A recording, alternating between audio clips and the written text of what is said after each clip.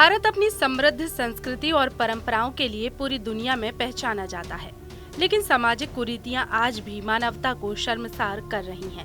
ऐसा ही एक मामला मध्य प्रदेश के जबलपुर जिले के चपौद गांव में सामने आया है, जहां जातिगत भेदभाव के कारण एक बुजुर्ग का अंतिम संस्कार 24 घंटे तक रुका रहा। गांव के शिव कुमार चौधरी का 25 मार्च को निधन हो गया था। उनकी मृत्यु के बाद परिजनों और ग्रामीणों ने तय किया कि गांव के बाहर स्थित मुक्तिधाम में उनका अंतिम संस्कार किया जाएगा। लेकिन जब वे वहां शव लेकर पहुंचे तो गांव के कुछ दबंगों ने उनका विरोध किया और अंतिम संस्कार करने से रोक दिया। विरोध कर रहे दबंगों का कहना था कि मुक्तिधाम के आसपास उनकी खेतों में फसल लगी हुई है और अंतिम संस्कार से वहां भीड़ जमा होने के कारण फसल खराब हो सकती है। इस घटना से आक्रोशित मृतक के परिजनों और अनुसूचित जाति के अन्य लोगों ने इसका विरोध किया और ये बात स्थानीय प्रशासन तक पहुंची।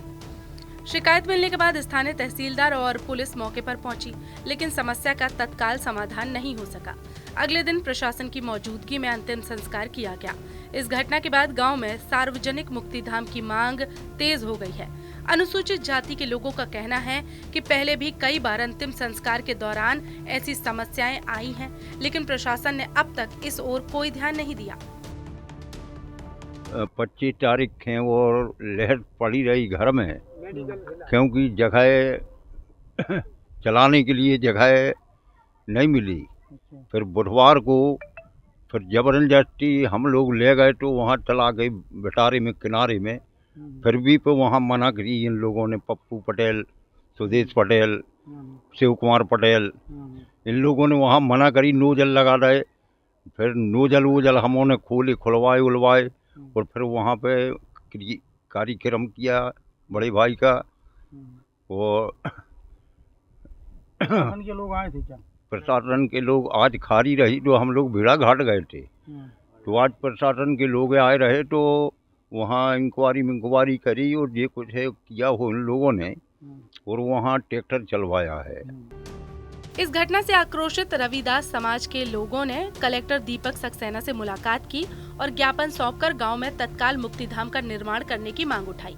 कलेक्टर ने तुरंत तहसीलदार को निर्देश दिया है कि गांव में शासकीय भूमि पर मुक्तिधाम के लिए जगह चिन्हित की जाए, ताकि भविष्य में ऐसी समस्याओं का सामना न करना पड़े।